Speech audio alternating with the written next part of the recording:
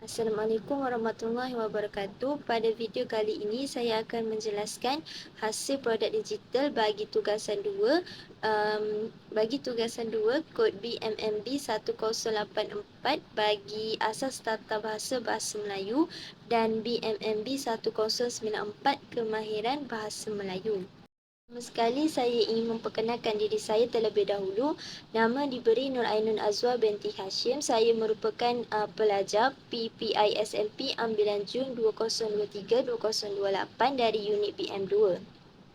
Dalam video kali ini, saya akan menganalisis bentuk kesalahan dalam karangan murid tahun 6.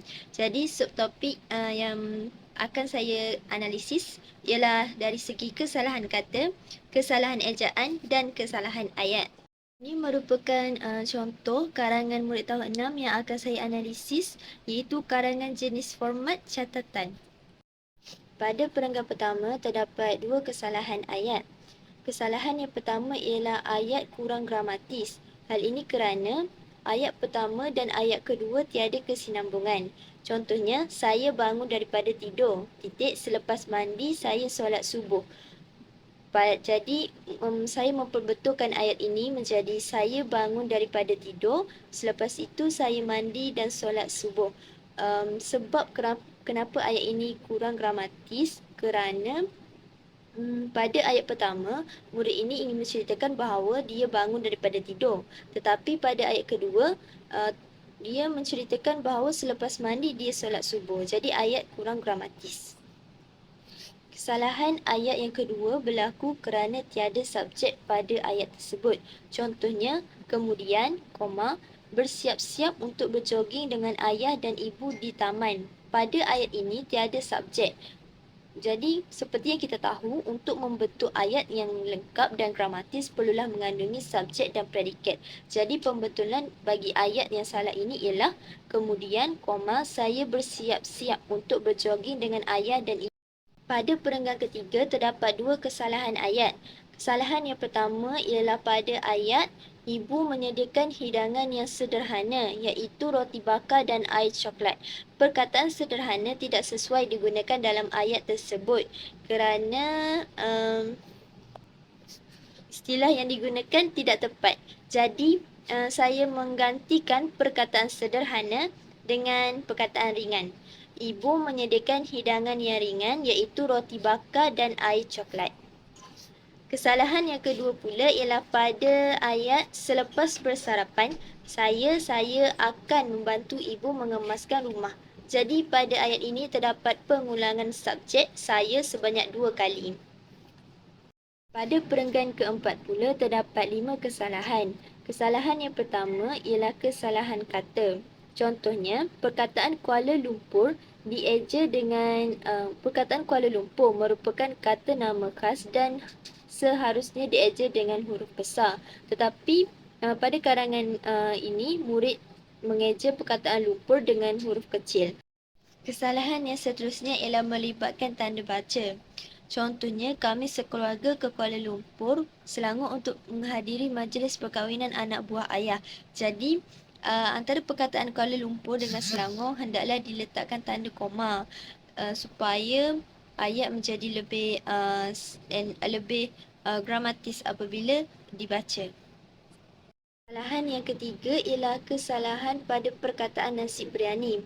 Hal ini kerana perkataan biryani dieja dengan ejaan BRIANI yang merupakan ejaan yang salah. Oleh itu, ejaan yang betul bagi perkataan biryani ialah BERIANI.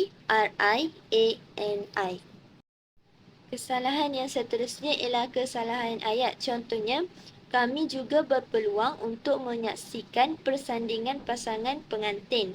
Menyaksikan merupakan kata kerja aktif transitif kerana ia boleh dipasifkan. Tetapi pada ayat ini, penggunaannya salah kerana tiada objek selepas perkataan kata kerja ini. Jadi penggunaan kata kerja menyaksikan yang betul hendaklah disertakan dengan objek. Contohnya, majlis. Jadi ayat ini setelah dibetulkan akan menjadi kami juga berpeluang untuk menyaksikan majlis persandingan pasangan pengantin. Kesalahan ayat yang seterusnya ialah penggunaan kata hubung pancangan relatif yang digunakan sebelum peribahasa.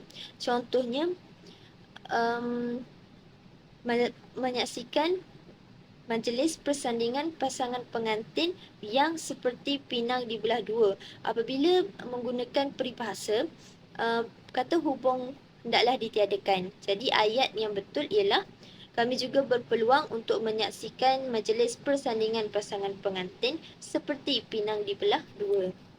Kesalahan pada ayat menu ibu, ayam percik dan sayur campur sangat menyelerakan ialah kerana tiada perkataan koma selepas menu ibu. Jadi ayat ini menjadi kurang gramatis. Jadi ayat yang sebetulnya ialah menu ibu, koma, ayam percik dan sayur campur sangat menyelerakan. Atau perkataan koma juga boleh digantikan dengan perkataan contohnya. Seterusnya ialah kesalahan ejaan pada perkataan televisyen. Perkataan televisyen telah dieja dengan salah iaitu T-E-L-I-V-E-S-Y-E-N. Ejaan yang betul bagi televisyen ialah T-E-L-E-V-I-S-Y-E-N. Ini merupakan ulasan terhadap kesalahan yang dilakukan dalam karangan murid darjah 6 ini. Kesalahan ayat, kesalahan ejaan dan kesalahan kata. Sedikit penambahan, kesalahan yang terakhir ialah kesalahan yang berkaitan format. Memandangkan karangan ini adalah jenis karangan catatan, maka perlu ada waktu pada setiap perenggang. Tetapi kesalahan yang dilakukan oleh murid ini ialah dia tidak meletakkan waktu. Ya, dia hanya menulis 10 sahaja. Jadi, yang betul ialah 10 malam. Itu sahaja analisis yang dapat saya kupaskan daripada karangan murid darjah 6. Sekian, terima kasih.